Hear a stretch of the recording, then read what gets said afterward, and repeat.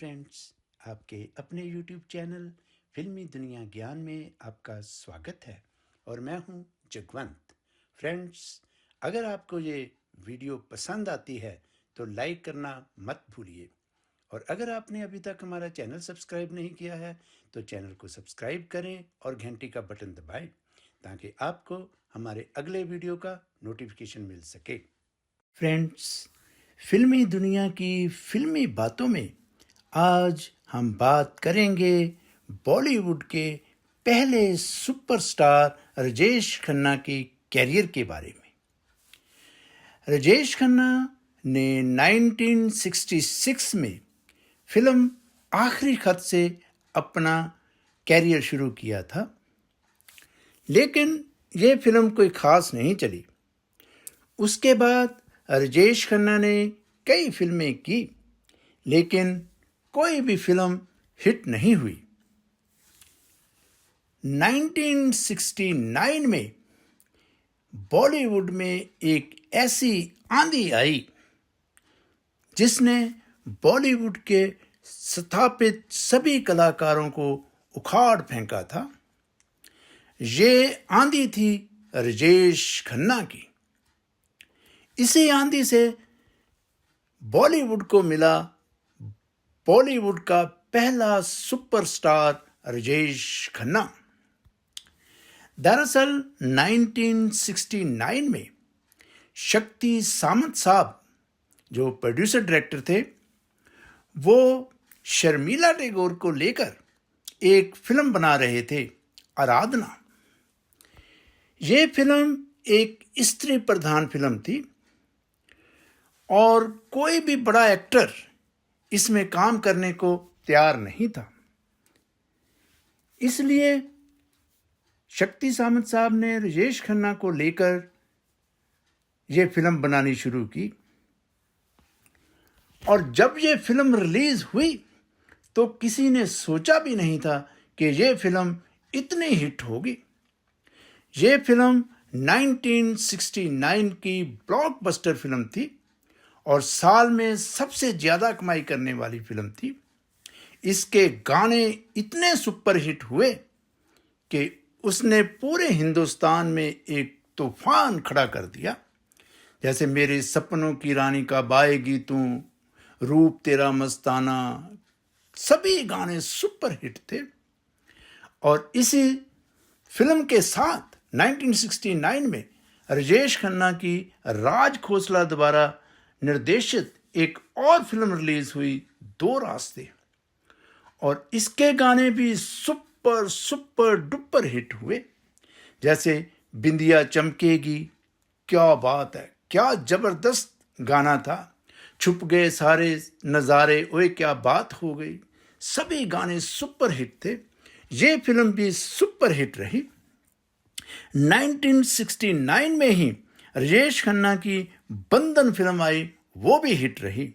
डोली फिल्म आई, वो भी हिट रही। और इत्तेफाक फिल्म आई, इत्तेफाक फिल्म भी हिट रही। इसी साल उसकी एक और फिल्म आई थी, खामोशी, जिसमें उनके साथ धर्मेंद्र भी थे। यह फिल्म भी ठीक ठाक थी। इसी आंधी से लगातार 3-4 साल राजेश खन्ना का राज रहा, लेकिन राजेश खन्ना बाकी सभी कलाकारों को तो रोंद चुके थे, लेकिन सिर्फ और सिर्फ एक एक्टर था, धर्मेंद्र, जिन्हें राजेश खन्ना डिफीट नहीं कर सके। राजेश खन्ना को रोकते रहे धर्मेंद्र, क्योंकि 1969 में ही धर्मेंद्र की सुपरहिट फिल्में आई। जैसे आया सावन झूम के, ये फिल्म सुपरहिट थी। यकीन, ये फिल्म भी हिट थी। प्यार ही प्यार, ये फिल्म भी हिट थी। आदमी और इंसान, ये फिल्म भी सेमी हिट थी। इस तरह 1969 में राजेश खन्ना के साथ साथ धर्मेंद्र बराबर उनको टक्कर देते रहे। उसके बाद 1970 में राजेश खन्ना की फिल्में आई, सच्चा झूठा, जो ब्लॉकबस्टर थी। आन मिलो सजना सजना सुपर हिट, सफर हिट, दी ट्रेन हिट। इस तरह 1970 में राजेश खन्ना की ये फिल्में हिट रही। इसी साल धर्मेंद्र की आई जीवन मृत्यु जो सुपर हिट थी, शराफत सुपर हिट, तुम हंसी मैं जवां सुपर हिट, कब क्यों और कहां हिट, मन की आंखें सेमी हिट। इस तरह 1970 में भी राजेश खन्ना को धर्मेंद्र ने जबरदस्त टक्कर दी। 1971 में राजेश खन्ना की फिल्में आई हाथी मेरे साथी। ये फिल्म ब्लॉकबस्टर रही और ये 1971 की कमाई के मामले में नंबर 1 पर रही थी। 1971 में ही दुश्मन, आनंद, कटी पतंग, मर्यादा, अंदाज ये फिल्में राजेश खन्ना की आई जो सभी लगभग हिट रही। और धर्मेंद्र ने भी 71 में राजेश खन्ना को जबरदस्त टक्कर दी। उनकी फिल्में थी मेरा गांव मेरा देश जो हाथी मेरे साथी के बाद कमाई के मामले में सबसे ज्यादा कमाई करने वाली दूसरी फिल्म थी। गुड्डी ये भी धर्मेंद्र की एक बहुत बढ़िया फिल्म थी जो सेमी हिट रही। रखवाला ये फिल्म भी ठीक ठाक थी। फिर आया साल 1972। इसमें राजेश खन्ना की फिल्म आई अपना देश जो सुपर हिट थी। अमर प्रेम हिट थी। मेरे जीवन साथी सो थी, सेमी हिट थी। बावर्ची, दिल दौलत और दुनिया फ्लॉप, जोरू का गुलाम फ्लॉप। लेकिन 72 में धर्मेंद्र ने राजेश खन्ना को पछाड़ दिया क्योंकि उनकी फिल्म सीता और गीता इस साल की कमाई के मामले में सबसे ज्यादा कमाई करने वाली फिल्म थी। ये नंबर 1 पर थी। ये फिल्म ब्लॉकबस्टर रही।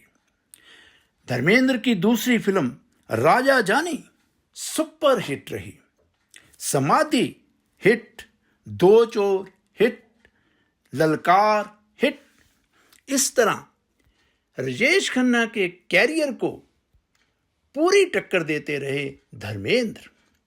धर्मेंद्र ने राजेश खन्ना को रोका और अमिताभ बच्चन ने इनको पूरी तरह निकारा कर दिया क्योंकि 73 में अमिताभ बच्चन की एंट्री हो चुकी थी। उनकी जंजीर फिल्म सुपर हिट हुई थी और एक एंग्री यंग मैन की इमेज उनकी बन चुकी थी।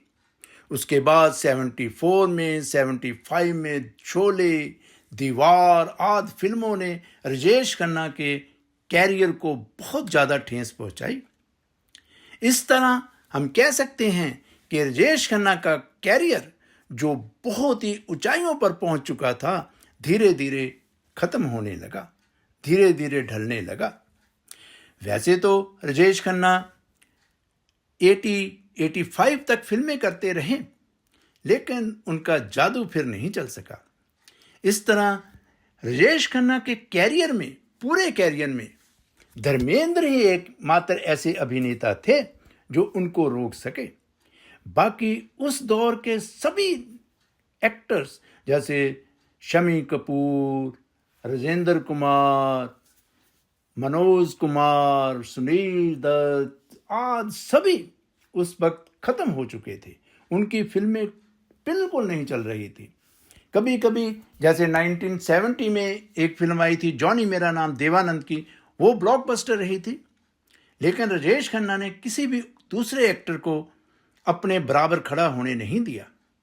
एकमात्र एक्टर धर्मेंद्र ही थे जो उनका मुकाबला करते रहे और उन्होंने ही उनके कैरियर को रोके रखा।